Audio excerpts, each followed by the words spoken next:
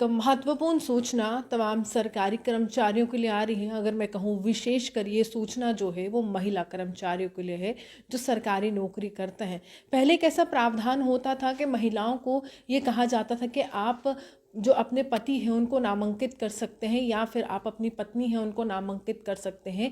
ये तमाम पुरुषों के लिए कहा जाता था और महिलाओं के लिए कहा जाता था कि आप अपने पति को नामांकित कर सकते हैं। जो पेंशन की एक व्यवस्था सरकार ने लागू की है मृत्यु के बाद, तो उसके बाद लगातार एक सवाल उठाए जा रहे थे कि अगर किसी महिला का पारिवारिक विवाद चल रहा है, दाम्पत्य जीवन उस तरह से नहीं चल पा रहा है, अगर घरेलू हिंसा की कोई महिला शिकार है तो वो महिला क्या करेगी और क्या उनके बच्चों का अधिकार जो है उनको नहीं मिल पाएगा। ये बहुत बड़ा प्रश्न लगातार सबके जहन में आता था और महिला कर्मचारियों ने इसके लिए आवाज़ भी उठाई थी। और यहाँ पर कुछ ऐसी महिलाएं हैं जो लगातार सरकार को कह रही थी कि यहाँ पर बदलाव किया जाए और कुछ हमें भी राहत दी जाए ताकि जो पेंशन की राशि है वो हमारे बच्चों तक में हो सके। लेकिन यहाँ पर अगर हम आपको बताएं तो एक बड़ा फैसला लिया गया है केंद्र सरकार की तरफ से और केंद्र सरकार ने ये कहा है कि वो महिलाएं जो घरेलू हिंसा की शिकार हैं या फिर जो महिलाएं ये चाहती हैं कि देखिए हमारी मृत्यु के बाद जो है जो पेंशन की राशि है वो हमारे पति को ना दी जाए, तो उनके लिए एक बड़ा फैसला लिया गया है।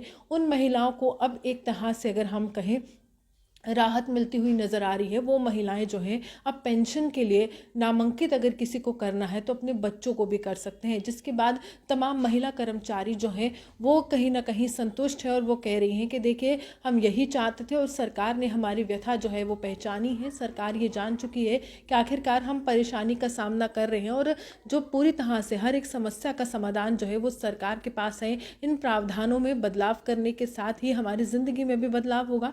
तो उसी के है जो है अब महिलाएं जो हैं जो सरकारी कर्मचारी हैं पेंशन के लिए जिस तरह से पहले अपने पति को नामांकित करती थी, तो अब वो व्यवस्था जो है पूरी तरह से उसमें बदलाव किया गया है। अब महिलाओं के पास एक तरह से एक ऑप्शन रहेगा जिसमें महिलाएं जो है अपने बच्चों को भी नामांकित कर सकती हैं। हालांकि ये जो बड़ा फैसला है वो महिला एवं विकास जो मंत्रालय है उनके विचार विमर्श के बाद ही लिया गया, जिसके बाद लगातार महिला कर्मचारी कह रही हैं ये जो फैसला है ये स्वागत योग्य है। आप यूँ हमारे साथ बने देखते हुए जम्मू सुहान की रिपोर्ट।